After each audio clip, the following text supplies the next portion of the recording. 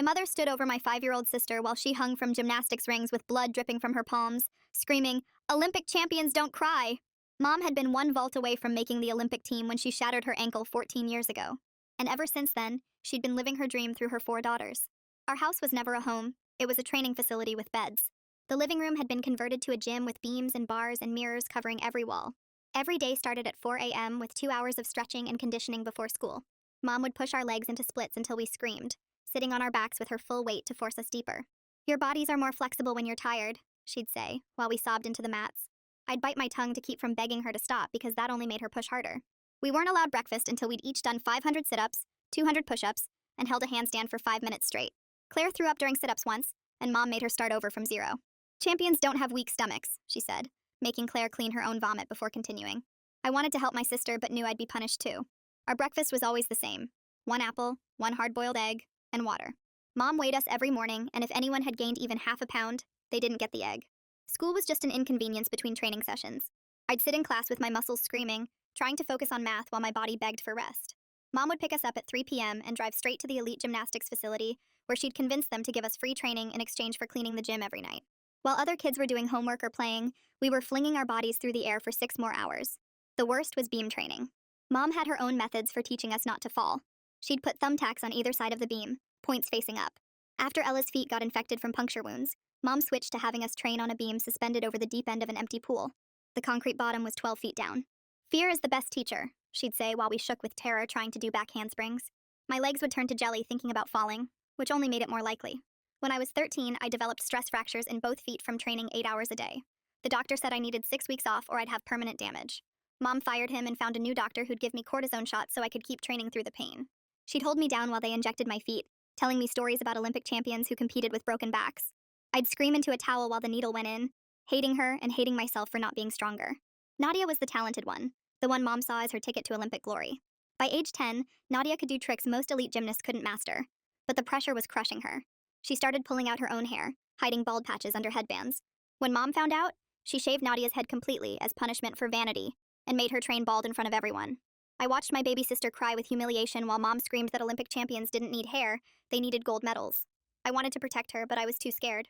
And then Nadia's body finally broke. She was attempting a move she wasn't ready for because Mom insisted she needed it for the camp showcase. We all heard the snap when she landed wrong. Her leg bent sideways at an impossible angle, and she screamed unlike anything I'd ever heard. Mom's first words weren't asking if Nadia was okay. Instead, she yelled, "You stupid girl, you've ruined everything." I ran to Nadia while Mom stood there calculating how this affected her plans. While Nadia writhed on the mat with a compound fracture, Mom was already on her phone with the camp, asking about switching registrations. The other coaches called an ambulance over Mom's protests that Nadia could walk it off. As the paramedics loaded my sister onto a stretcher, Mom turned to the rest of us with cold eyes. "Looks like one of you will have to step up." My blood turned to ice because I knew she meant me. At the hospital, doctors said Nadia would need multiple surgeries and might never do gymnastics again. Mom didn't stay to comfort her. Instead, she drove the rest of us straight back to the gym and made us train until midnight. Claire collapsed during her floor routine and Mom just stepped over her. I helped Claire to the bathroom where we both cried, knowing one of us was going to that camp. That night, Mom gathered us in the living room gym and announced her new plan. Since Nadia was useless now, she'd picked me to take her place at an elite Romanian training camp. She showed me videos of the training there. Girls younger than Nadia screaming as coaches bent their bodies into impossible positions, crying as they were forced to repeat skills while clearly injured. "This is what it takes," Mom said, her eyes glowing with sick excitement. "In 2 weeks, you'll be there, and when you come back, you'll be ready for the Olympics, or you won't come back at all." I stared at those videos feeling like I was watching my own future death. I watched the Romanian training camp video for maybe the 100th time, my eyes fixed on girls who looked just like me screaming, while coaches push their legs into splits that make my own stress fractures pulse with remembered pain. Mom sits next to me on the couch pointing at the screen with her finger. She talks about proper form and technique like we're watching vacation photos instead of what looks like actual torture. The girl on screen can't be older than 12 and she's crying while a coach sits on her back forcing her deeper into the split. Mom pauses the video right at that moment. She tells me that's exactly the kind of dedication I'll need to develop in Romania. I realize with this cold, heavy feeling in my chest that I'm looking at my own future in exactly 2 weeks, unless something changes fast. My hands start shaking as I reach up to close the laptop. Mom sees my trembling fingers and smiles at me. She squeezes my shoulder and tells me she knows I'm excited about this incredible opportunity. I don't correct her because what's the point? That night I lie awake in the small room I share with Claire. She's whimpering in her sleep next to me, probably dreaming about hanging from those gymnastics rings with blood dripping from her hands. The house is completely silent except for the steady hum of the dehumidifier. Mom runs constantly in the living room to keep all the equipment from rusting. I stare at the ceiling in the dark and make a decision that terrifies me, but feels like my only option. I'm going to start keeping evidence of what really happens here. I slide out of bed as quietly as possible and dig through the bottom drawer of our shared dresser, where we keep old stuff Mom doesn't check. My fingers find Nadia's old phone buried under some winter clothes. She used it before she broke her leg, and Mom took it away as punishment for texting her friend about being tired. I pull the phone out and check the battery. It's completely dead, but the charger is still wrapped around it. I crawl back to my bed and plug the charger into the outlet under my mattress where the cord won't be visible from the doorway. The screen lights up after a minute, and I quickly turn the brightness all the way down. Morning comes at 4 in the morning like it always does. Mom's hand shakes my shoulder hard, and her voice is already sharp with impatience before I'm even fully awake. I stumble out of bed with my feet screaming in pain the second they hit the floor. The stress fractures never really stop hurting anymore. Claire is already up stretching in the living room gym when I get downstairs. Mom positions us on the mats for our morning conditioning. During the stretching portion, I manage to position Nadia's phone behind my water bottle on the shelf. The camera lens faces out toward where Mom makes us do our splits. I hit record and pray the angle captures everything. Mom sits on Claire's back to force her into a deeper split. Claire immediately starts sobbing into the mat and begging her to stop. The words come out broken and desperate between her cries. Mom tells her that Olympic champions push through discomfort. She adds more of her weight, pressing down on Claire's small back. I bite my tongue so hard I taste blood in my mouth because I know if I say anything to defend Claire, it will only make Mom push harder on both of us. But this time I'm capturing proof of what she calls standard conditioning. This time there will be evidence. At the school, I move through my classes like a zombie. My feet are screaming in my shoes with every step I take. My muscles are so tight I can barely sit down in the hard plastic chairs without wincing. During third period math, my teacher, Ms. Rodriguez, notices me shifting position, trying to get comfortable.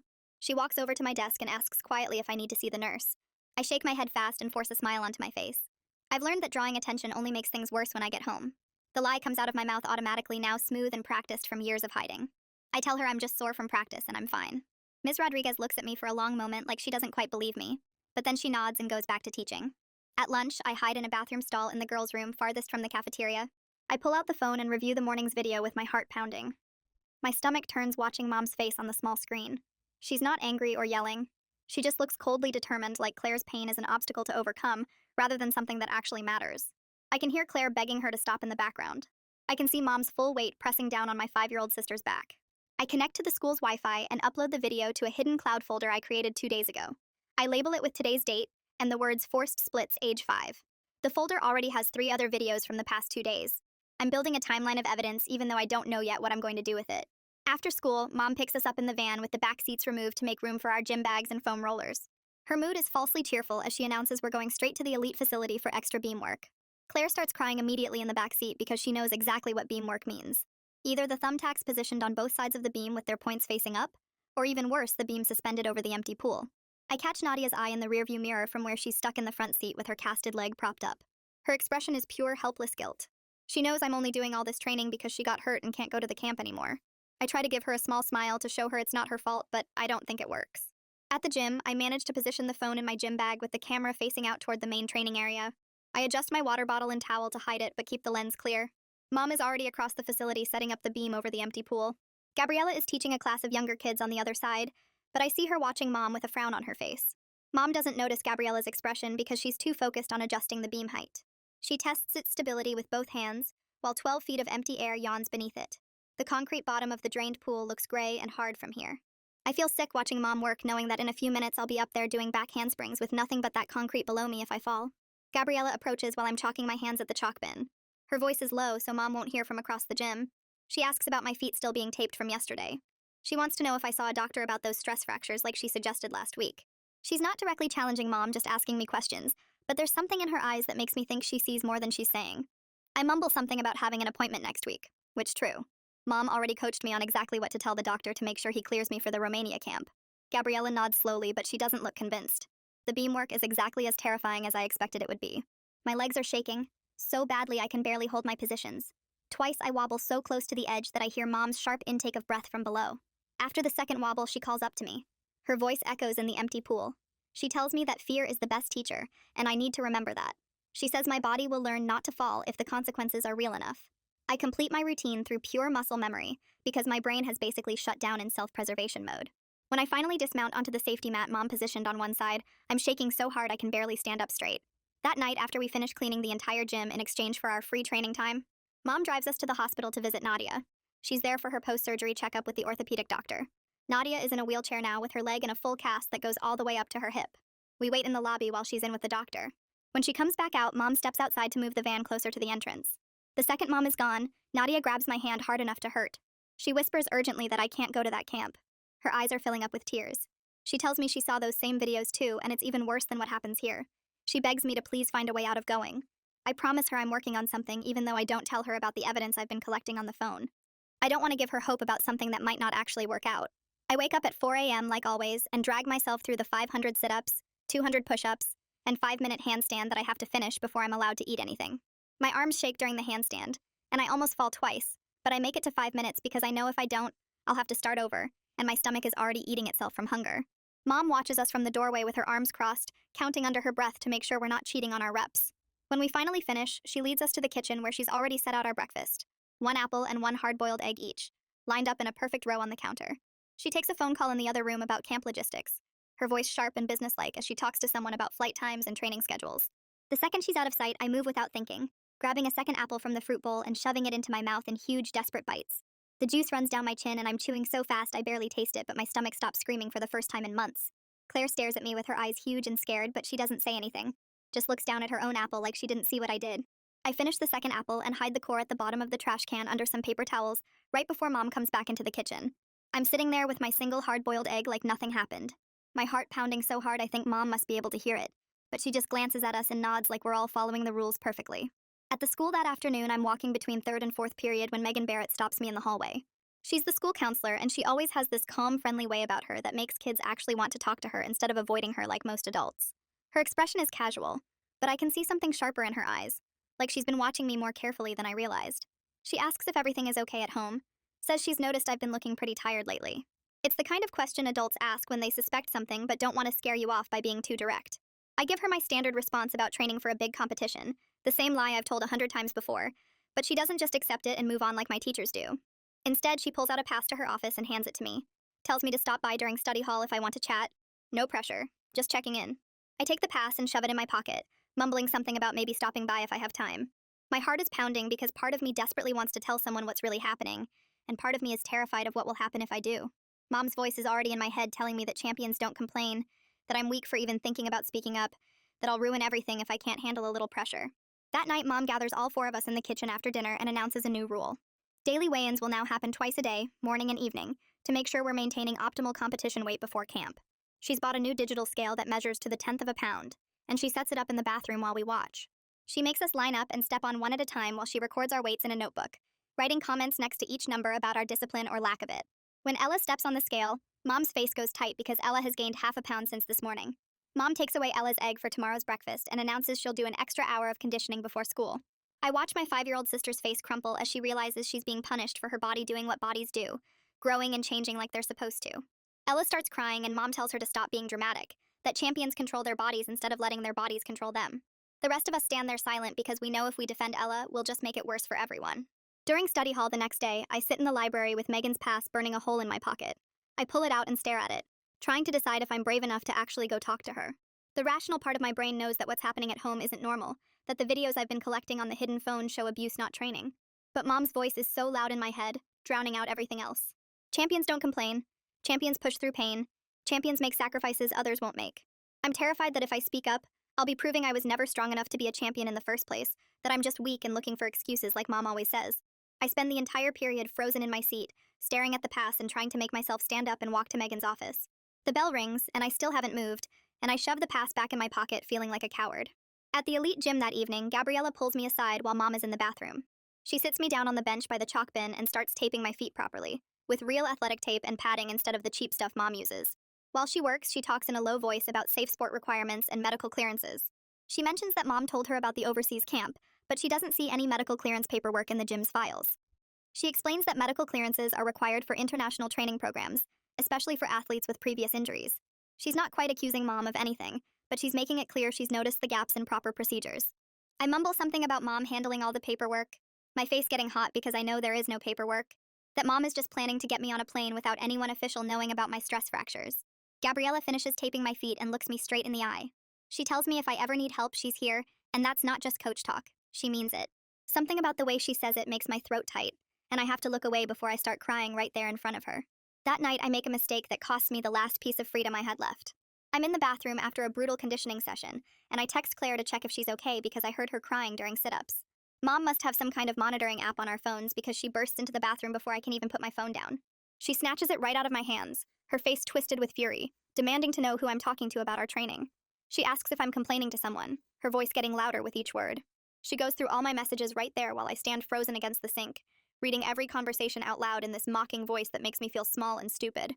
She doesn't find anything bad because I've been careful not to put anything in writing, but she takes my phone anyway. She says I've lost privileges until after camp, that I clearly can't be trusted with technology if I'm going to use it to gossip about family business. The isolation closes around me like walls getting tighter, and I realize my window to ask for help is closing fast. In 10 days, I'll be on a plane to Romania, and no one will be able to reach me even if they wanted to. The next morning at the school, I'm desperate enough to break through my fear.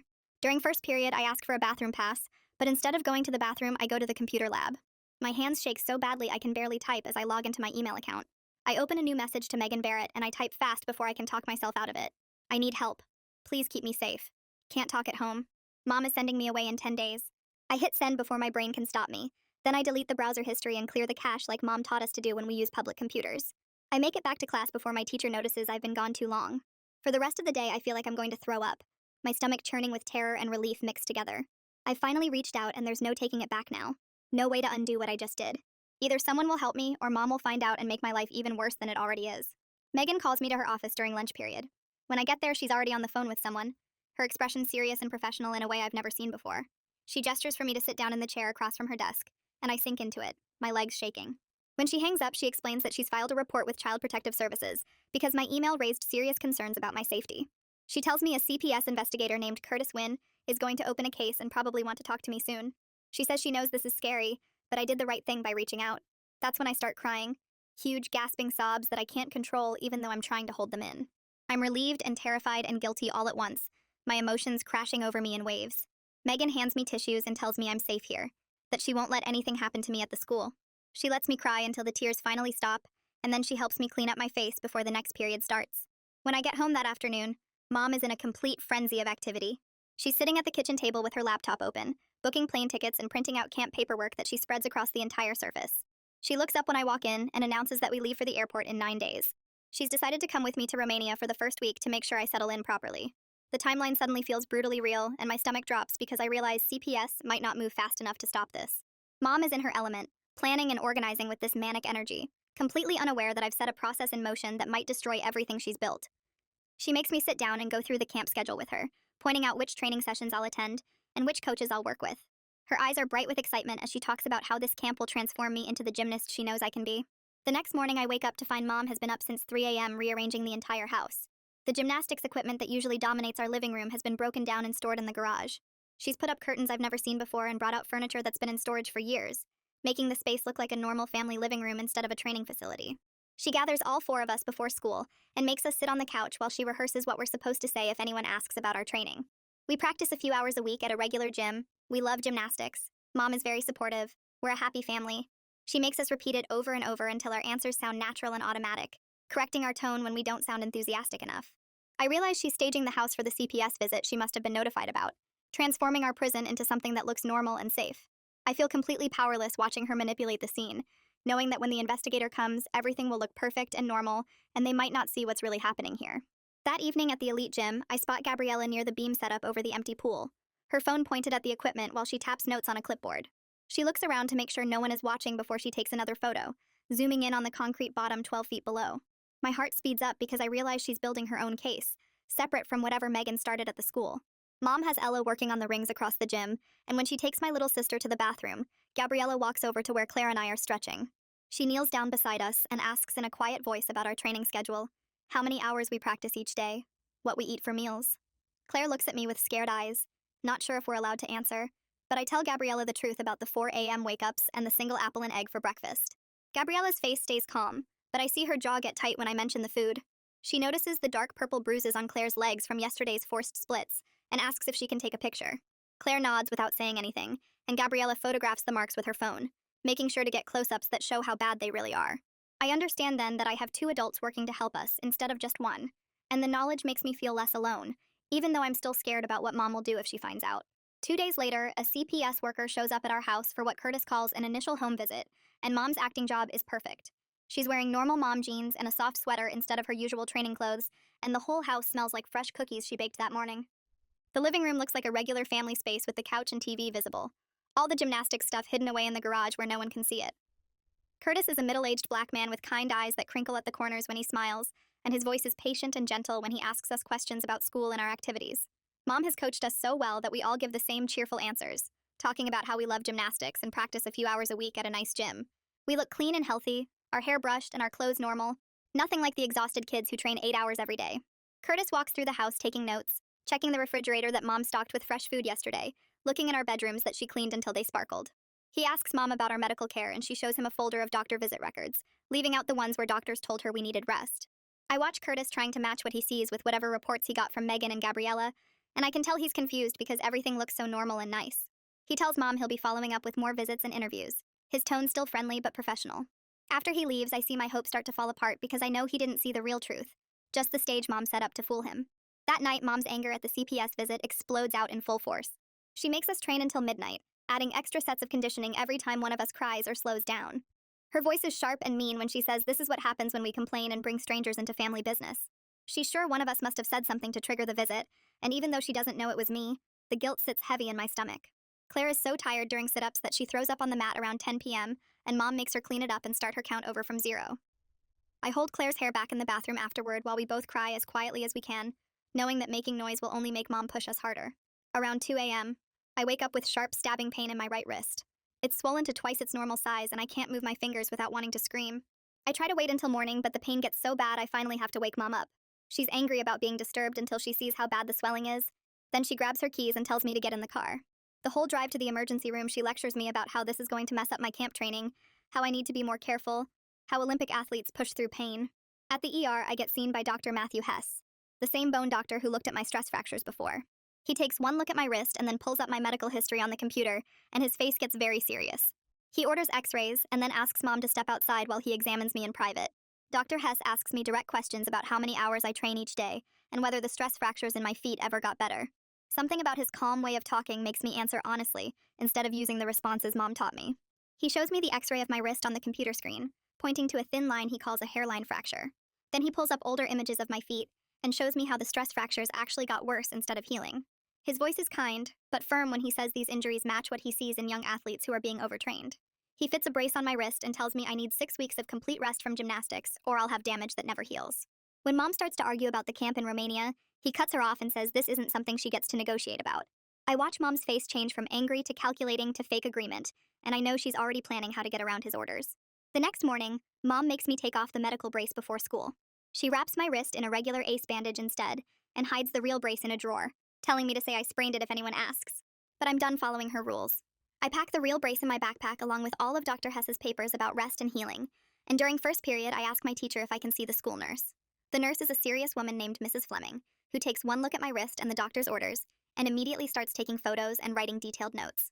She calls Megan to her office, and suddenly I have a third adult, building a case file with real medical proof that Mom is ignoring what doctors tell her. That afternoon, I get permission to visit Nadia at the hospital during her physical therapy session. Mom drops me off while she runs errands, not knowing she's giving me time alone with my sister. Nadia is working with a therapist on bending and moving her leg, and when we have a private moment, I tell her everything about the CPS investigation and Dr. Hess's report and the evidence I've been collecting. She starts crying and pulls out chunks of her hair, a stress habit that's gotten worse since she broke her leg. She tells me she's been having nightmares about Mom making her train on her broken leg before it heals. I pull out the hidden phone and record our conversation with Nadia's permission, capturing her talking about the hair pulling and the pressure and the fear, and how Mom reacted when she got hurt. It's sad evidence that breaks my heart, but it also proves this isn't just happening to me. Late that evening, Claire collapses in the middle of her floor routine, just crumples down during a tumbling pass. This time, I don't wait for Mom's permission. I run to Claire and help her to the bathroom where she throws up and sobs that she can't do this anymore. We sit together on the cold tile floor, and I make her a promise that we're going to stick together no matter what happens. She makes me promise not to go to Romania and leave her alone with Mom, and I realize my sisters are counting on me to follow through with this CPS case, even though I'm scared of what will happen. The next morning, Mom wakes us up at 3 a.m. instead of 4 a.m. During our stretching, she announces that plans have changed and we're leaving for Romania in 2 days instead of 9 because she found a better flight deal. I can see the calculation in her eyes and understand she's trying to get me out of the country before CPS can do anything more. The 2-day countdown makes me panic because I don't know if the investigation will move fast enough and I'm scared she'll actually get me on that plane. At the school, I go straight to Megan's office before first period and tell her about the new timeline. She immediately calls Curtis and puts the phone on speaker so I can hear. Curtis asks me direct questions about the thumbtacks and the beam over the pool and the forced splits and the food restriction and the twice daily weigh-ins and mom sitting on our backs. I tell him everything, my voice shaking but getting through it. When I'm done, he says he needs to see the videos I recorded and meet with me after school today. I agree, even though I know mom will be furious when I don't show up at the gym for training. During lunch, the school nurse calls me to her office over the intercom, and I walk there with my stomach in knots, wondering if this is about the meeting with Curtis. Mrs. Fleming closes the door and asks me to sit on the examination table, and then she does something I didn't expect. She pulls out a medical camera and a clipboard, and tells me she needs to do a complete physical check. She measures my height and weight first, writing down numbers that make her frown. She asks me to lift my shirt so she can look at my back, and when I do, she takes photos of the bruises from where mom sat on me during forced splits. The camera clicks and flashes while she moves around me, photographing marks on my legs from beam work, the swelling in my feet from stress fractures, the brace on my wrist. She weighs me on a scale that shows I'm way too light for my age and height, and she writes everything down in detailed notes. Each bruise gets measured, each injury gets documented with the date, and what I tell her caused it. She types it all into her computer, creating an official medical report that she says will go straight to CPS. When she's done, she looks at me with kind but serious eyes and says, I'm doing something brave by speaking up, that these injuries aren't normal for any athlete, and definitely not okay for someone my age. I leave her office feeling exposed, but also relieved that someone with medical training is seeing what mom has done to my body. At 2:45 p.m., 15 minutes before school lets out, the office calls my name over the loudspeaker asking me to come to the main office immediately. My hands shake as I pack my bag because I know what this means. When I get there, I find Curtis standing with another CPS worker and Megan, and they explain they're keeping me at the school past the normal time to do a formal interview. Curtis says they already called mom to tell her I'll be late getting picked up. Through the principal's open office door, I can hear mom's voice on speakerphone, sharp and angry, demanding to know why she can't get me at the regular time. The principal stays calm and professional, explaining it's just a routine follow-up to the investigation, and mom needs to cooperate. Mom has to agree, but I can hear the rage underneath her words, the way her voice gets tight when she's about to explode. I know I'm going to pay for this when I get home unless CPS moves fast enough to stop her. The interview lasts over an hour, Curtis asking me to go through everything again while the other worker takes notes. I show them all the videos on my phone, every single one I've recorded. I tell them about the thumbtacks, the beam over the pool, the forced splits, the food restrictions, the twice daily weigh-ins, mom sitting on our backs until we scream. My voice shakes, but I get through all of it, and Curtis promises they're taking this seriously and will make sure my sisters and I stay safe. The car ride home after the interview is the worst 20 minutes of my life. Mom doesn't say a single word when she picks me up, just drives in complete silence while her hands grip the steering wheel so hard her knuckles turn white. I sit in the passenger seat trying not to move, trying not to breathe too loud, waiting for the explosion I know is coming. We pull into the garage and she finally speaks, her voice cold and controlled in a way that's scarier than yelling. She tells me if I ever talk to those people again about our private family business, I'll never see Nadia again. She says she'll make sure Nadia gets placed in a facility so far away I won't even be able to visit her. The threat is specific and aimed exactly where it will hurt most, and I nod silently while my heart pounds so hard I think I might pass out. She's trying to scare me back into silence, trying to isolate me again like she always does when someone questions her methods. But she doesn't know that I already told Curtis everything and gave him all my evidence. She doesn't know that the school nurse documented every injury. She doesn't know that it's too late to threaten me into staying quiet because the wheels are already turning and CPS is building a case. I go to my room and she makes us skip training that night, which never happens, and I know she's planning something. That night, I lie awake in bed working out a desperate plan in my head. There's a gymnastics meet in 2 days where mom entered me in several events, and it will be packed with coaches and officials and other parents. If I can find a way to expose what's really happening in front of all those witnesses, mom won't be able to control what people see or stage the scene like she did for the CPS home visit. It's dangerous because mom will be right there and she'll be furious, but it might be my only chance to show people the truth before she gets me on a plane to Romania. I spend hours thinking through exactly what I'll do, playing it out in my mind over and over. I'll wait until my beam routine when everyone is watching. I'll step off before I start and walk right up to the judges.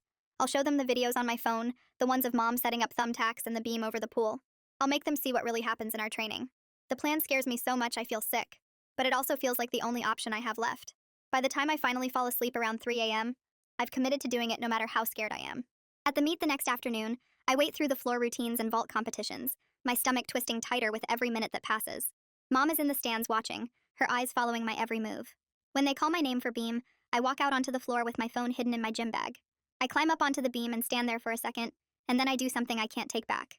I step off the beam before I even start my routine and walk straight to where the judges are sitting at their table. In a voice loud enough for everyone in the gym to hear, I say, I need to show them something before I compete. I pull out my phone and play the video of Mom setting up thumbtacks beside the beam at our home gym. The judges lean forward to watch, their faces changing from confused to shocked. I play the next video, the one showing the beam suspended over the empty pool with the concrete bottom 12 feet down. I play the one where you can hear Claire crying and begging Mom to stop during forced splits. The gym goes completely silent, everyone staring at my phone screen. I look across the floor and see Mom's face frozen in shock and rage, and I know there's absolutely no going back now. I've just blown up our entire life in front of hundreds of people. Gabriella appears at my side immediately, moving fast across the gym floor to put herself physically between me and Mom. She backs up everything I just showed the judges by pulling out her own documentation, photos she took of unsafe training practices, and notes about missing medical clearances. She tells the meet director that she's been trying to address this through proper channels, but the situation is getting worse, and I'm scheduled to leave the country in 2 days for an intensive training program while injured. The meet director's face goes from shocked to angry, the kind of angry that means someone is about to take action. She immediately calls for a pause in the competition and starts making phone calls, her voice urgent as she talks to people on the other end. Other coaches and parents start gathering around, some looking supportive, and others clearly uncomfortable with the public scene. A few parents pull their kids away like what I have might be catching. Mom tries to push through the crowd toward me, but Gabriella blocks her path, standing firm. I refuse to compete, refuse to get back on that beam, refuse to pretend everything is normal. The meet director keeps making calls while security guards position themselves near Mom. Within 30 minutes, the gym fills with officials and the energy completely changes. The meet director called campus police for a welfare check, and Curtis arrives with his whole CPS team, because Gabriella had already told him this meet was happening. Curtis walks straight to me and separates me from Mom immediately, taking me to a quiet office with Gabriella, while other CPS workers take Mom to a different location. I'm shaking so hard I can barely stand up, scared of what I just did, and what Mom will do to me and my sisters because of it. But Curtis's calm presence helps me breathe. He tells me I was incredibly brave to do that in front of everyone, and he wants me to know they're going to make sure my sisters and I are safe tonight. He says that's his priority right now, keeping us safe. Through the office window, I can see more officials arriving, more people talking in serious clusters, and I realize this is really happening. I didn't just tell one person in private. I exposed everything in public where Mom can't hide it or explain it away. In the gym, I can hear Mom's voice rising as she argues with the CPS workers and meet officials. She's insisting I'm lying for attention, that she's a dedicated mother being attacked for pushing her daughters to be excellent, that this is all a big misunderstanding blown up by people who don't understand elite sports training. Her voice gets louder and more desperate as she tries to control the story. But then Curtis plays the videos I gave him during our interview earlier, the full collection I've been recording for weeks. The forced splits with Claire crying, the beam over the pool, Mom's voice screaming that champions don't cry. One after another, the videos play on Curtis's tablet while officials watch. I see their expressions change from uncertain to horrified as they watch a 5-year-old begging her mother to stop. The evidence is right there, undeniable. And I watch through the office window as Mom's control over what people believe completely falls apart. She can't explain away videos. She can't stage the scene when the proof is recorded. Her whole defense crumbles as officials see exactly what she's been doing to us. Security prevents Mom from leaving the facility with Ella and Claire, who she brought to the meet to watch. Curtis explains he's putting an emergency safety plan in place that stops Mom from having any unsupervised contact with any of her daughters while the investigation continues. Mom loses it then, screaming about her rights as a parent and threatening to sue everyone in the building. But the meet director and security hold firm, not backing down even when Mom's voice gets scary. Curtis arranges for emergency foster care workers to come pick up Claire and Ella, and he tells me he already sent someone to the hospital to make sure Nadia is protected too. I watch my little sisters being led away by strangers, Claire looking back at me with confused, scared eyes, and the guilt hits me like a truck. I just broke up our family. I just sent my sisters away with people they don't know. But Curtis puts his hand on my shoulder and reminds me that I didn't cause this. Mom's choices caused this. I just made sure someone could finally help us. The words don't make the guilt go away, but they help me breathe a little easier. That evening, Dr. Hess sends my complete medical records to CPS by fax, Curtis tells me later. The records include detailed notes about the stress fractures he told Mom I needed rest for, the new wrist fracture, and his concerns about continued training on top of injuries. His documentation shows a clear pattern that backs up everything I said. Mom brought me in for injuries, he recommended rest, and then evidence shows training continued anyway. The medical records prove everything I've been saying, and give professional testimony that the training schedule is causing serious physical harm. Curtis explains this documentation is really important because it's objective evidence from a doctor who has no reason to lie or take sides in family drama. It's just medical facts about what my body shows. Between the videos, the nurse's examination, Gabriella's documentation, and now Dr. Hess's records, there's a mountain of evidence that what Mom calls training is actually abuse. I sit in the CPS office waiting to find out where I'll sleep tonight, and for the first time in my life, I'm not going home to that house with gymnastics equipment where training never stops. Curtis sits me down in a quiet office and explains what happens next. By 9 p.m., he has everything arranged. Mom can only see us with someone watching her the whole time. The Romania trip is canceled, and he already called the program to tell them. All 4 of us are going into emergency foster care while they investigate everything. He says I can pack a bag from home, but a police officer has to come with me to make sure Mom doesn't try to stop me or interfere. We drive to my house in Curtis's car with a police cruiser following behind us. Walking up to the front door feels strange, like I'm visiting someone else's life instead of my own. Mom isn't allowed to be here right now, so the house is empty and quiet. I go to my room and pull out my old backpack, the one I used before Mom replaced it with a gym bag. I pack clothes and my toothbrush and the stuffed rabbit I've had since I was little that I haven't touched in years because Mom said Olympic hopefuls don't need toys. The police officer stands in the hallway giving me space but making sure I'm safe. I walk through the living room on my way out, and it still looks like a normal family space with the couch and TV. Nothing like the training facility it really is. Curtis sees me staring and says the gymnastics equipment is hidden in the garage from when Mom staged everything for his first visit. We walk out there and I see all of it piled up. The balance beam, the bars, the mats, the mirrors that covered every wall. Seeing it all crammed in here like junk makes me realize how much of our lives got swallowed up by Mom's dream. The house had room for all this equipment, but no room for us to just be kids. Curtis drives me to the emergency foster home, and it's in a regular neighborhood with trees and sidewalks and houses that look normal. A woman opens the door and Curtis introduces her as Mrs. Dickerson. She has kind eyes and gray hair pulled back in a ponytail, and she's wearing jeans and a sweater, not workout clothes. She shows me to a small bedroom with a soft bed and curtains with flowers on them. The room smells like laundry detergent instead of gym chalk and sweat. Mrs. Dickerson asks if I'm hungry, and when I nod, she makes me a grilled cheese sandwich without asking me to do any exercises first. I sit at her kitchen table eating this sandwich, and she doesn't mention gymnastics even once. She just asks if I need anything and tells me the bathroom is down the hall. Claire and Ella are at a different house because there wasn't room for all of us here. Nadia is still at the hospital, but Curtis says there's a CPS worker staying there to make sure Mom can't get to her. I finish the sandwich, and Mrs. Dickerson shows me where the towels are and tells me I can take a shower if I want. The water is hot, and I stand under it for a long time, washing away the gym and the meat and everything that happened. I put on clean pajamas and get into the soft bed and lie there in the dark. My brain won't shut off. I feel guilty for breaking up our family. I feel relieved to be away from the training and the pain. I feel scared about what happens next.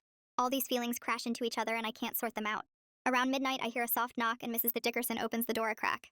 She sees me crying and comes in and sits on the edge of the bed. She doesn't try to hug me or tell me everything will be okay. She just says I'm safe here and whatever I'm feeling right now is okay and I should try to rest. Her voice is calm and steady, and eventually I fall asleep. The next morning, I wake up to my phone buzzing on the nightstand. Curtis gave it back to me yesterday after he finished looking at everything on it. The screen shows 17 missed calls from Mom and 34 text messages. My stomach drops as I start reading through them. The first few are guilt trips about how I'm destroying our family and throwing away everything she sacrificed for me. Then they turn into threats about how I've ruined everything, and I'll regret this when I realize what I've done. Then they switch to manipulation, saying she loves me and she's sorry if she pushed too hard, and this is all a big misunderstanding that I need to clear up with CPS. The messages cycle through these 3 modes over and over, getting more desperate each time. Curtis told me not to respond to her, and I don't. But seeing all this makes me feel sick. Part of me still loves her. Part of me remembers when she wasn't always like this, back before her Olympic dreams died and got transferred onto us. The guilt sits heavy in my chest even though I know I did the right thing. I save screenshots of all the messages like Curtis showed me, and then put my phone face down so I don't have to look at it anymore. 3 days after the meet, Curtis drives me to a child advocacy center for my forensic interview. The building doesn't look scary from outside. It's just a regular house that got turned into an office. Inside, there's soft furniture and toys and books, everything designed to make kids feel comfortable. A woman named Sarah meets me in the lobby. She has a gentle smile and she's wearing casual clothes, not a uniform or anything official looking. She takes me to a room with a couch and some chairs and explains that she's trained in talking to kids about difficult things. She says I should tell her about my training in my own words and I can take breaks whenever I need to. For the next 2 hours, I describe everything. The 4 a.m. wake-ups every single morning. The forced splits with Mom sitting on our backs. The thumbtacks beside the balance beam. The beam over the empty pool with concrete 12 feet down. The food restriction and the punishment for gaining weight. Mom's threats when I talked to CPS. The Romania camp videos and how scared I was of being sent there. Sarah doesn't react with shock or interrupt me. She just takes notes and asks questions to clarify things. Having someone listen to the whole story without cutting me off makes me realize how abnormal my normal has been. When I finish, Sarah puts down her pen and looks right at me. She says I've given them very important information, and she wants me to know that what happened wasn't okay and wasn't my fault. Hearing an adult say those words out loud makes something crack open in my chest. That afternoon, I meet Dinah Robertson at the CPS office. She's a sharp-eyed woman, probably in her 50s, with short gray hair and glasses on a chain around her neck. She shakes my hand like I'm an adult and explains that she's my guardian ad litem, which means the court appointed her to represent my interests in all the legal stuff that's coming. She walks me through what will happen next. There will be court hearings where a judge decides what's safe for me and my sisters. There will be evaluations of Mom and our family situation. I might have to testify and tell the judge what I want and need. Dinah emphasizes that my voice matters in these proceedings. She says the judge will want to hear from me directly, and her job is to make sure that happens.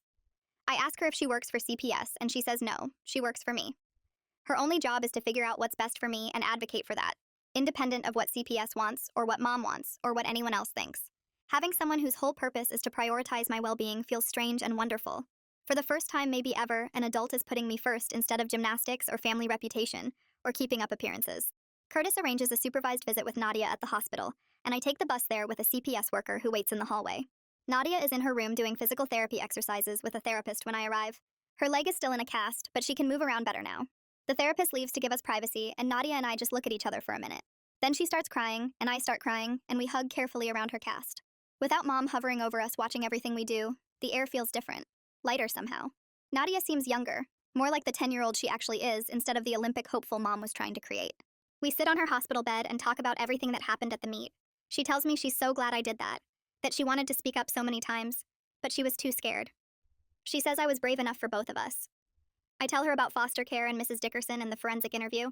She tells me about the CPS worker who's been staying nearby to make sure Mom can't get to her, and how the nurses are really nice and let her watch TV shows instead of training videos. We cry together, but it's different from the crying we did during training. This is relief and grief mixed together. We're mourning the childhood we lost while being grateful we might get a chance at something better. When visiting time ends, I don't want to leave her, but the CPS worker says we can visit again soon. That evening, my phone rings and it's Gabriella. Her voice sounds tired when she answers. She asks how I'm doing and I tell her about foster care and the interviews. Then she tells me she's facing backlash at the elite gym. Some of the coaches think she overstepped by reporting what she saw and documenting everything. Parents have pulled their kids from her classes because they don't want someone who interferes in family business teaching their children. The gym owner is considering letting her go to avoid controversy and keep those families happy.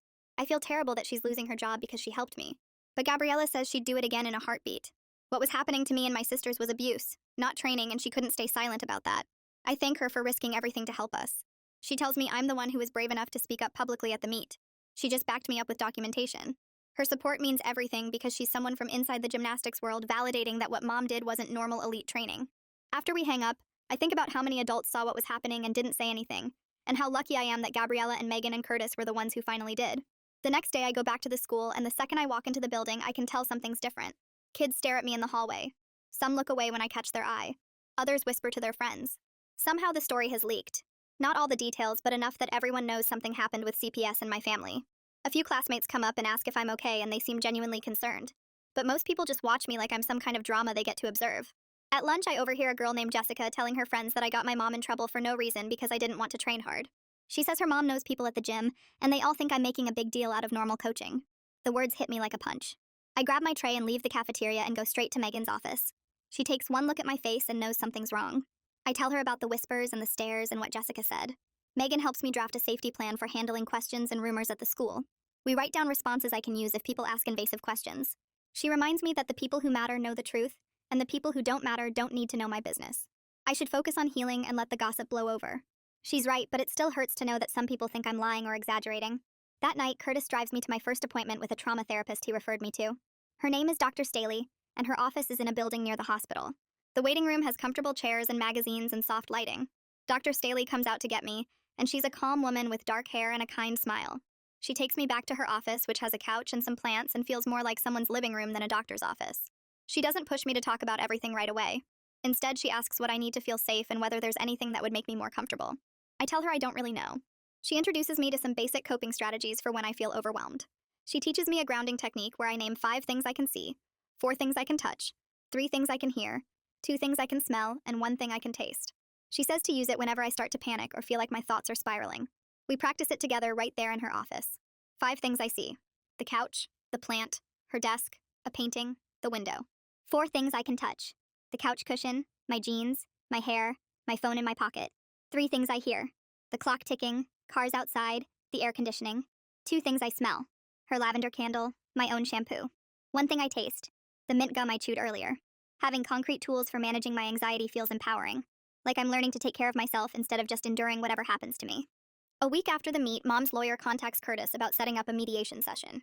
The goal is to try to resolve the case without going to a contested court hearing. We meet in a conference room at the CPS office. Curtis is there, and Dinah is there, and Mom is there with her lawyer, and there's a mediator who's supposed to help everyone communicate. It's the first time I've seen Mom since the meet. She looks smaller somehow, less powerful than she seemed when she controlled every minute of my day. Her hair is pulled back and she's wearing regular clothes instead of workout gear. She tries to catch my eye when I walk in, but I focus on Dinah instead and sit down next to her. The mediator explains how this works and asks if everyone is willing to work toward a solution. Mom's lawyer starts talking about how this is all a misunderstanding, and my mom is a dedicated parent who maybe pushed a little too hard but had good intentions. The mediator asks Mom directly if she's willing to acknowledge that some of her training methods were harmful. Mom hesitates and then says she was preparing us for elite competition and everyone is overreacting. She insists that what she did is normal in the gymnastics world, and people just don't understand the level of dedication it takes. The mediator asks if she's willing to complete parenting classes and therapy to work on different approaches. Mom's face hardens and she says she doesn't need therapy for being a dedicated mother. Her lawyer tries to smooth things over, but Mom keeps insisting she did nothing wrong. After an hour of going in circles, the mediator calls a break. Curtis pulls me aside and says it's clear this isn't going anywhere. Mom refuses to take responsibility or admit that her methods caused harm. The mediation ends with no resolution. Curtis tells me and Dinah that the case will proceed to a contested hearing where a judge will make decisions about our safety and Mom's contact with us. As we leave the building, I glance back and see Mom crying in the conference room, but I can't tell if she's genuinely sorry or just upset about losing control. Over the next 2 weeks, Curtis spends every day building his case against Mom. He starts by interviewing my teachers at the school, asking them about my attendance, my behavior in class, whether they noticed any signs of physical problems or stress. My math teacher tells him I often fell asleep during lessons and had trouble concentrating. My PE teacher mentions I always had doctor's notes excusing me from activities, which seems strange for someone supposedly training as an elite athlete. Curtis talks to Dr. Hess next, getting copies of all my medical records and x-rays showing the stress fractures in my feet and the new wrist injury. Dr. Hess gives him detailed notes about every visit, including the times he recommended rest, and Mom brought me back anyway, asking for cortisone shots instead. Curtis interviews Gabriella at the gym, and she shows him her photographs of the beam setup over the empty pool and the training schedule Mom insisted on. She gives him statements from other coaches who witnessed our extended training sessions and Mom's aggressive methods. He even tracks down some of Nadia's doctors from the hospital, who treated her compound fracture, and they tell him about Mom's reaction when Nadia got injured, how she seemed more concerned about the camp registration than her daughter's pain. Curtis talks to the meet director who called authorities during my public exposure, and she provides security footage showing Mom's behavior that day. He interviews other parents who trained their kids at the same facility, and several admit they thought our training seemed extreme, but didn't want to get involved. Every conversation adds another piece to the massive file Curtis is building, and by the end of 2 weeks, he has statements from 15 different people, medical records spanning 3 years, photographs, videos, and professional testimony from mandated reporters. One afternoon, Curtis and Dinah meet with me at the CPS office to walk me through the entire case file. They spread documents across the conference table, organizing everything into categories. Medical evidence in one stack, witness statements in another, my videos in a third pile, professional evaluations in a fourth. Dinah takes me through each section, explaining what the evidence shows. The medical records prove a pattern of ignoring doctors' orders and continuing to train through injuries. The witness statements establish that multiple professionals observed harmful training methods. The videos provide visual proof of forced splits, beam setups over concrete, and Mom's cold responses to our pain. The professional testimony from Dr. Hess and Gabriella gives expert opinions that what happened wasn't normal elite training. Seeing everything compiled together makes my stomach hurt because the evidence is overwhelming. Curtis tells me this is one of the clearest cases of abuse disguised as sports training that he's seen in his career. He explains that Mom genuinely believed she was helping us reach our potential, but her methods caused serious physical and mental harm, regardless of her intentions. 2 days before the hearing, Dinah comes to the foster home to help me prepare for testimony. We sit in the quiet living room while Mrs. Dickerson makes cookies in the kitchen, and Dinah walks me through the types of questions I might be asked. She explains that the judge will want to hear directly from me about my training schedule, my injuries, my fear of going to Romania. Mom's lawyer will try to make it seem like I'm lying or making things bigger than they were, but the judge will have all the medical records and videos to check my story. We practice my statement over and over, with Dinah playing the role of Mom's lawyer asking challenging questions. She teaches me to pause before answering, to breathe slowly if I start to panic, to focus on Dinah's face if looking at Mom becomes too hard. We go through my testimony maybe 20 times until I can get through it without crying or freezing up. Dinah reminds me that I just need to tell the truth about what happened. That's all anyone is asking me to do. The evidence speaks for itself, she says, and my job is simply to describe my experience honestly. I'm still scared about having to testify in front of Mom, about seeing her face while I talk about the thumbtacks and the forced splits and the fear. Dinah promises she'll be right there with me the whole time, that I can look at her whenever I need to remember I'm safe. The morning of the hearing arrives, and I put on the nice clothes Mrs. Dickerson helped me pick out, trying not to throw up from nerves. The courthouse is a big stone building downtown with metal detectors at the entrance and security guards everywhere. Curtis meets us in the lobby and walks us to the courtroom on the 3rd floor. The room is smaller than I expected, with wooden benches and a judge's desk at the front. Mom is already there with her lawyer, sitting at a table on one side. She tries to catch my eye when I walk in, but I look away fast and sit with Dinah and Curtis at our table. The judge enters and everyone stands up. She's a woman with gray hair pulled back tight and glasses that make her look serious. She explains how the hearing will work, that she'll hear testimony from witnesses and review evidence before making decisions about our safety and Mom's contact with us. Dr. Hess testifies first, and watching him explain my injuries in medical terms makes everything feel more real. He uses words like overtraining syndrome and stress fractures and growth plate damage. He presents x-rays on a big screen, pointing to the tiny cracks in my foot bones and explaining how they develop from too much impact without enough rest. He shows the progression of my injuries over time, pulling up images from 6 months ago, 3 months ago, last month. Each set of x-rays shows the fractures getting worse instead of better. Dr. Hess testifies that he told Mom multiple times I needed complete rest, that continuing to train would cause permanent damage. He presents his notes from every visit, highlighting the parts where he wrote his recommendations, and Mom's requests for alternative treatments that would let me keep training. Mom's lawyer tries to suggest that stress fractures are normal for serious athletes, but Dr. Hess stays calm and explains the difference. He says that while injuries do happen in gymnastics, the pattern and severity of my problems showed a training schedule that went way beyond safe limits for someone my age. The judge takes notes the whole time he talks, and I watch her face get more serious as Dr. Hess describes what could have happened if I'd kept training on broken bones. Gabriella testifies next, and she doesn't hold back describing what she witnessed at the gym. She talks about the beam over the empty pool with concrete 12 feet down, about the thumbtacks positioned beside equipment, about training sessions that lasted 6 or 7 hours with kids who were clearly hurt. She presents her photographs, and the judge leans forward to look at them closely. Gabriella testifies about the fear responses she observed in me and my sisters, how we would shake before attempting skills, how we never smiled or seemed to enjoy the sport. She describes Mom's coaching style, the cold voice saying champions don't cry, the way Mom would sit on our backs during stretching until we screamed. Mom's lawyer suggests these are standard techniques in elite gymnastics, but Gabriella's response is firm and clear. She states that she's been coaching for 15 years and has worked with Olympic-level athletes, and what she witnessed was not standard training. It was deliberate use of fear and pain beyond what's needed or appropriate for teaching skills. Her testimony carries weight because she's an insider in the gymnastics world, someone who understands elite training, but recognized that what Mom did crossed serious lines. I watch the judge's expression get harder as Gabriella describes the pool beam setup in detail. Then they play my videos in court, and watching them on the huge screen makes them even more horrible than they were on my phone. The sound is loud in the quiet courtroom. You can hear Claire sobbing and begging Mom to stop during the forced splits. You can hear Mom's voice saying champions don't cry with no emotion at all. You can see the thumbtacks positioned on either side of the beam, their points facing up and shiny. You can see Mom sitting on Claire's back with her full weight while my 5-year-old sister screams into the mat. Mom's lawyer tries to argue that I edited the videos to make things look worse, but Curtis presents the metadata showing they're completely unedited. The timestamps match my testimony about our daily schedule, starting at 4 in the morning. The judge watches the entire video without any expression on her face, but I notice her hands get tight on her pen during the forced splits part.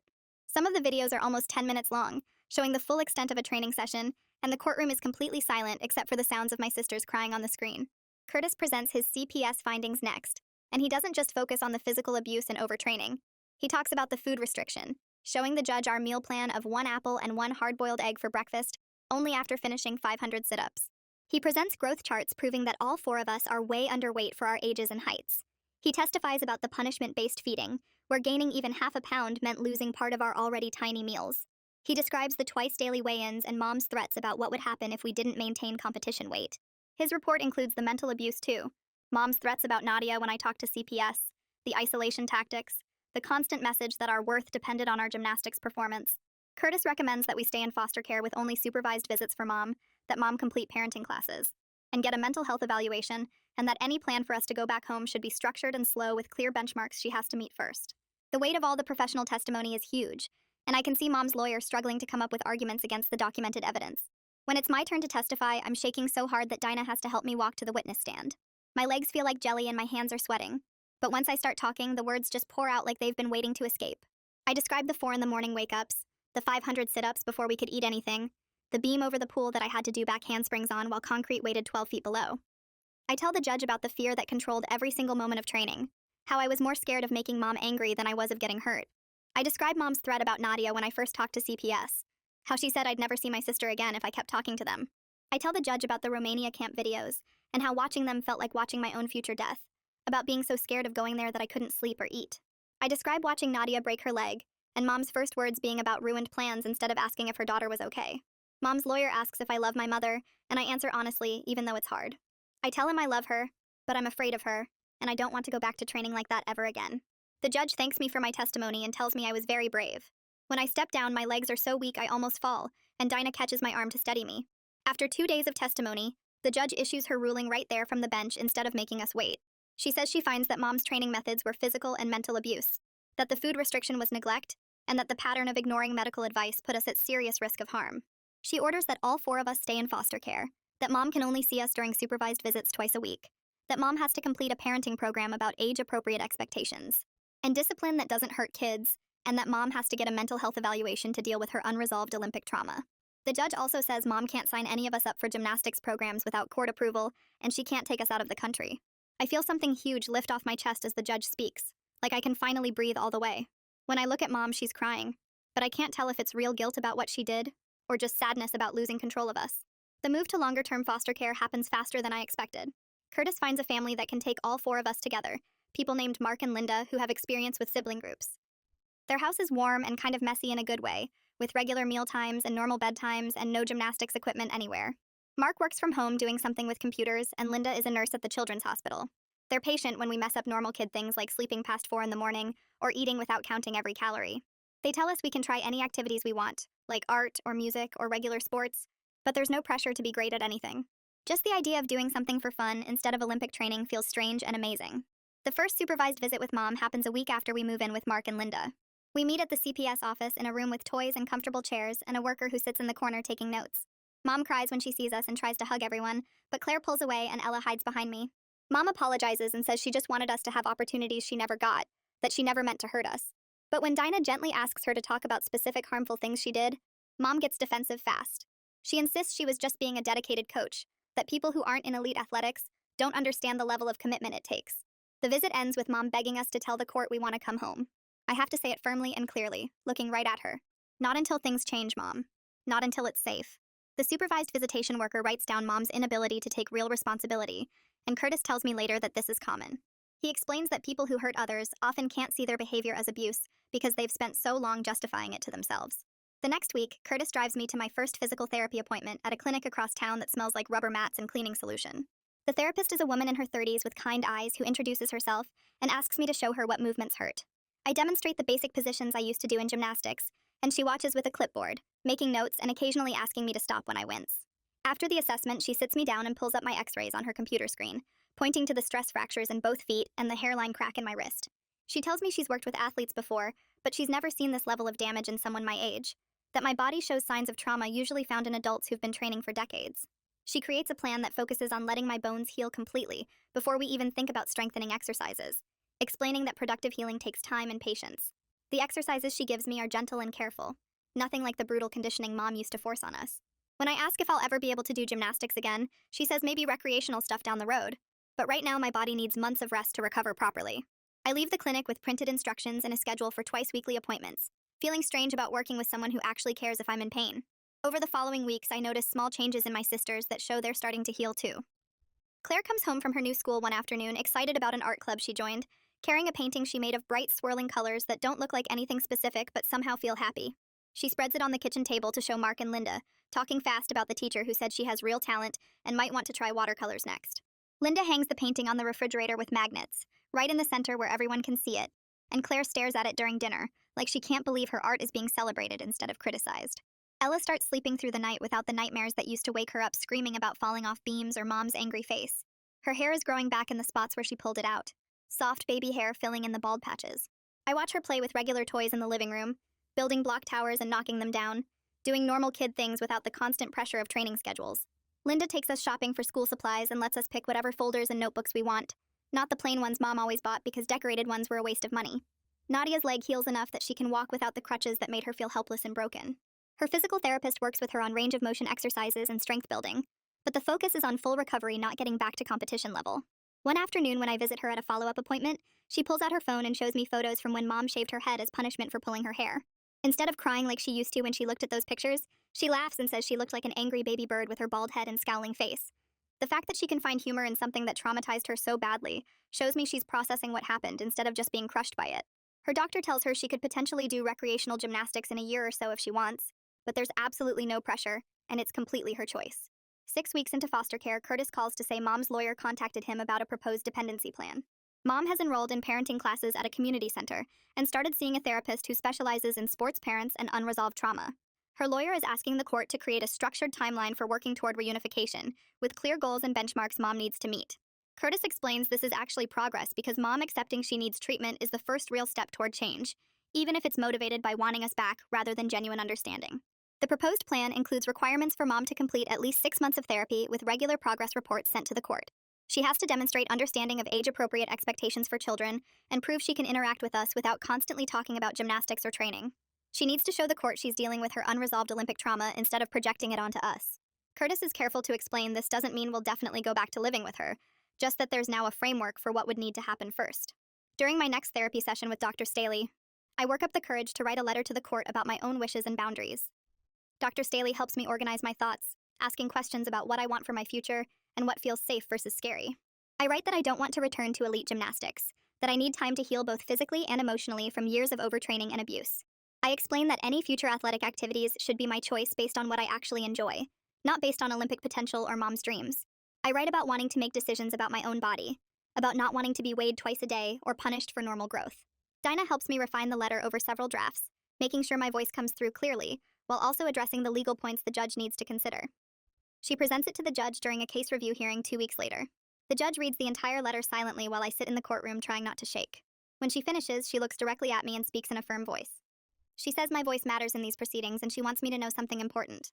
She will not approve any plan that involves me returning to elite training unless I explicitly choose that for myself when I'm older. My body belongs to me, not to my mother's dreams. Hearing a judge say those words out loud makes something tight in my chest finally loosen. 2 months after the initial hearing, the case officially transitions from emergency protective custody to long-term family maintenance. We're staying in foster care, but the focus shifts to whether mom can make enough changes to eventually have unsupervised contact again. The court establishes clear benchmarks mom has to meet, including completion of the parenting program, 6 months of therapy with documented progress, appropriate boundaries during supervised visits, and a full psychological evaluation. The evaluation has to show she's actually addressed her trauma and unrealistic expectations, not just learned to say the right things. Curtis tells me this process typically takes at least a year, and there's no guarantee mom will successfully complete all the requirements. Some parents do the work and reunify with their kids, others don't, and parental rights get terminated. I feel relieved the court isn't rushing to send us back, that they're prioritizing our safety over just getting the family back together. 3 months after the meet that changed everything, Curtis drives me back to our old house to collect some personal belongings I left behind. Walking up to the front door feels surreal, like visiting a place from a dream or a past life. Curtis unlocks the door with keys the court gave him, and we step inside. The house looks completely different because mom has removed all the gymnastics equipment, not just hidden it in the garage like before. The living room has regular furniture now, a couch and chairs and a coffee table with magazines on it. The mirrors are gone from the walls, replaced by normal family photos in frames. There are no training schedules posted anywhere, no weigh-in charts on the bathroom wall, no protein shake containers lining the kitchen counter. It looks like a regular house where regular people live. Curtis watches me carefully as I walk through the rooms, probably worried about how I'll react. I gather my books from my bedroom and some photos from Nadia's room, stuffed animals she asked me to get for her. Standing in that space without fear feels like symbolic closure, like the house has been transformed from a prison into just a building. Whether mom's change is genuine or just for show remains to be seen, but at least the physical evidence of her obsession is gone. 4 months into foster care, I wake up one Saturday morning at 7 instead of 4 and smell pancakes cooking downstairs. Linda is in the kitchen making a huge breakfast spread with no calorie counting or earning food through exercise. Just a family meal because it's the weekend. All 4 of us sit around the table and eat pancakes with syrup and fruit, and Ella asks for seconds without any fear of punishment. Linda just smiles and puts 2 more pancakes on her plate. Claire shows us a new painting she's working on, a landscape with trees and a stream that her art teacher wants to enter in a school show. Nadia talks about joining the regular PE class at the school instead of any competitive sports, just playing games and having fun with other kids. We're just sitting around eating breakfast and talking about normal things, and I realize this is what childhood is supposed to feel like. Safe and nourishing and free from constant pressure to perform. 6 months after I exposed the abuse at that gymnastics meet, I'm healing in ways that are messy, but real. Mom has completed her parenting program and is 3 months into therapy, showing some progress in understanding how her unresolved Olympic trauma damaged us. She still struggles to fully acknowledge how severe her actions were, sometimes slipping into defensive explanations about elite athletics culture. We have supervised visits twice a week where she's learning to interact with us as children rather than athletes, asking about school and friends instead of training. My stress fractures are healing and I've started doing recreational yoga that I actually enjoy, gentle stretching that feels good instead of painful. Claire's art teacher says she has real talent and might apply to a special arts program next year. Ella's nightmares have mostly stopped and her hair is growing back thick in the spots she pulled. Nadia walks without a limp and talks about maybe trying theater instead of gymnastics, auditioning for the school play. We're all in therapy working through our trauma, and some days are harder than others. But we're safe, and we're together, and we're finally allowed to just be kids. The court will review mom's progress in 6 months to determine if supervised visits can increase, but there's no pressure to rush reunification. Our healing comes first. I still have complicated feelings about Mom, love mixed with anger and grief for what could have been. But I'm learning that it's okay to have those contradictions, that feelings don't have to be simple or resolved. What matters is that I found my voice. I used it to protect myself and my sisters. And now we have a chance at a childhood that isn't defined by someone else's broken dreams. So yeah, that's the whole thing. Nothing fancy, just the story as it happened. Thanks for hanging out. It's always good to have company. Come back if you're in the mood.